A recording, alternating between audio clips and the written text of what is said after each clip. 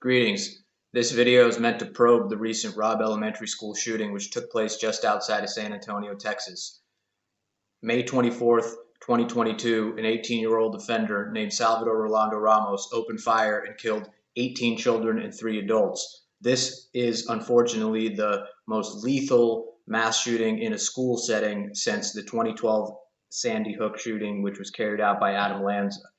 In explaining this case and asking whether it fits any general trend or if it's an outlier, I'm going to be drawing largely from my book, which came out in recent months. And in this book, I analyzed 213 different mass shootings, some of which were attempted and those others which were completed. And of these cases, which arose from 1999 to 2020, the average fatality rate was 4.9.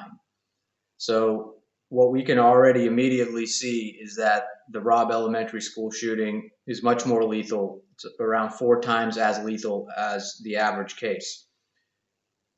The average number of injuries in my data were 8.5. Here, apparently, there's more cases of wounded than the average as well. Now, we're going to get into some other dynamics here, which I refer to as offender characteristics.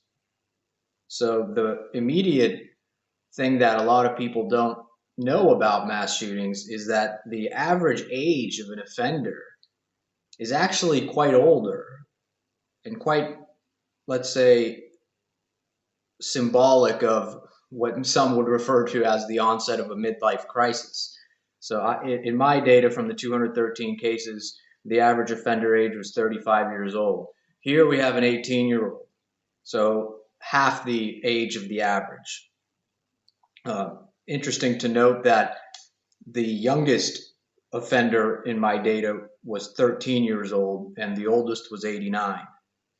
Now, whether or not the offender, Salvador Ramos, had a mental illness or had any specific motivation is not yet known. And I understand that we're still in the first day after the occurrence of this shooting, but I would not be surprised if there were some kind of mental drawbacks to the offender. The reason being is that of the 213 cases I analyzed in this book, 43% of offenders had a history of mental issues. Some of them were not diagnosed until after a shooting, and that's kind of the unfortunate nature of mass shootings, is that we, as scholars, it's difficult to observe and code things that may not have been known until after a given act had been carried out. Furthermore, 56% of the offenders in my data had experienced an acute strain, which is basically a concept that captures whether something that was catastrophic occurred in the weeks or month leading up to an event. So in the context of an 18-year-old, the person may have experienced a hard breakup with a girlfriend. He may have been on drugs. There could be a plethora of different cases here. Now, we're moving into something which I think should probably be of primary interest here. And there's 3 factors. The first of which is whether the offender used militarized weaponry or attire. And in the 213 cases in my book, only 16% of offenders used militarized weaponry and attire. So what does that mean? Well, that's essentially wearing a bulletproof vest, bringing a knife or other weapons to complement a gun, and having a very powerful firearm. In the case under attention, news media are reporting that Ramos had an AR-15 assault rifle and a handgun, which is obviously qualifying of the militarized weaponry and attire variable. Next, we get into whether the offender held grievances against groups. Now, this may be, at the end of the day, what can explain why this person carried out an attack. And having a grievance against a group can be both a national or a local phenomenon. So the offender may have a particular experience with the community in which he carried out this attack.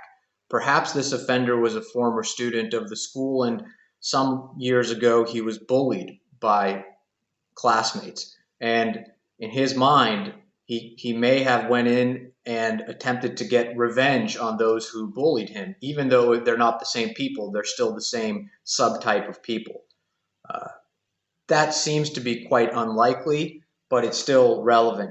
Another aspect of this grievance against groups is whether the offender had any kind of ethnic or racial motivation.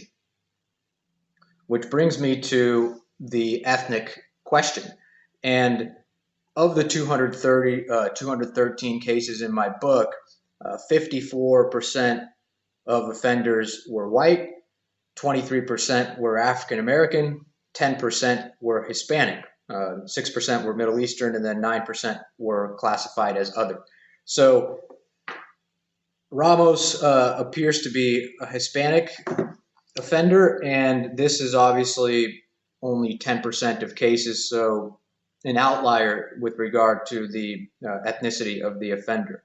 Which then brings us to kind of the final factor, which law enforcement will have to determine in the upcoming investigation, or an investigation which I imagine has already begun, and that is whether the offender was ideologically motivated. What was the thought process and the preparatory planning that the offender went through?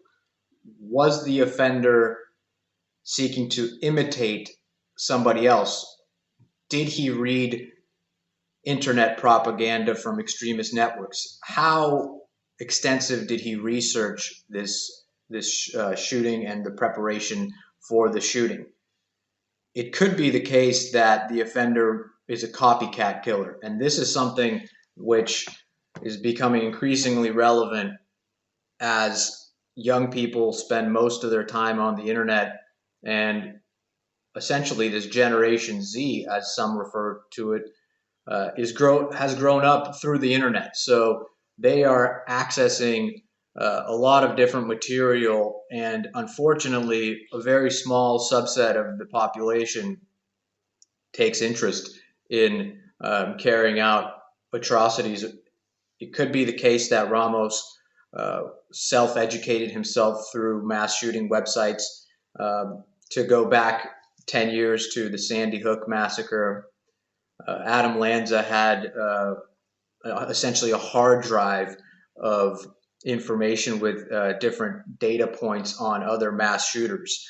And what does this really mean? Well, if you take a kind of genealogical approach, you will see that a lot of these copycat killers base their actions on the 1999 Columbine massacre, in which two perpetrators kind of set the stage for school shootings in the 2 decades to come. And in my book, which Mass Shootings and Civilian Armament, as you see here, I make the case that the 1999 Columbine massacre really led to this copycat effect, where not only did more and more mass shootings occur, but a societal discourse of fear also arose. So whether or not Salvador Rolando Ramos's actions are somehow connected to both Sandy Hook and Columbine remains to be seen, but from just the preliminary information we've looked at here, it does appear that that is the case. Thank you for watching. I'll try to make more videos as time goes on, and check out my book. I put a link in the description.